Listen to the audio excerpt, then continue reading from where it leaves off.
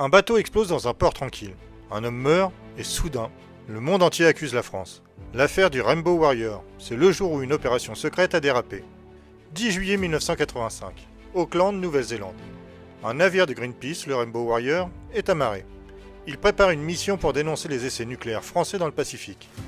Un bateau pacifiste, coloré, connu dans le monde entier, un symbole de contestation. À Paris, les essais nucléaires sont considérés comme essentiels, stratégiques, intouchables. La France veut continuer coûte que coûte. Et dans les couloirs du pouvoir, une inquiétude monte. Si Greenpeace bloque les essais, ce sera une humiliation publique. Alors une idée s'impose. Neutraliser le navire avant qu'il ne parte. Discrètement, sans bruit, sans scandale. Une opération clandestine est validée. Des agents français arrivent en Nouvelle-Zélande sous fausse identité.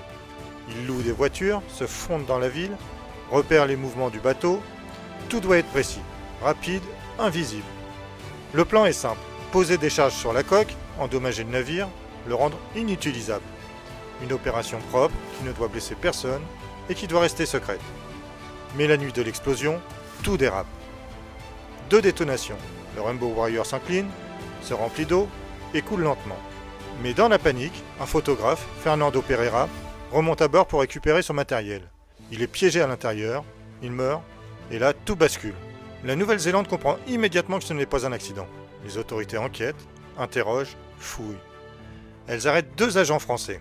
Les preuves s'accumulent, les mensonges ne tiennent plus. À Paris, c'est la confusion. On nie, on temporise, on parle de coïncidence. Mais le monde entier regarde. Les médias s'enflamment, les diplomates s'agitent, les alliés s'étonnent, et la pression devient insoutenable. Finalement, la vérité tombe. L'opération a été menée par les services français, validée au sommet de l'État, une mission secrète qui a dérapé, un homme mort et un scandale international. Mitterrand est obligé d'assumer. Il reconnaît la responsabilité de la France, il rapatrie les agents, il tente d'apaiser la colère de la Nouvelle-Zélande. Mais l'affaire laisse une trace profonde. Une opération clandestine révélée, une image du pays abîmée et un débat mondial sur les essais nucléaires. Le Rainbow Warrior, lui, devient un symbole. Un bateau coulé, mais une histoire qui continue de flotter.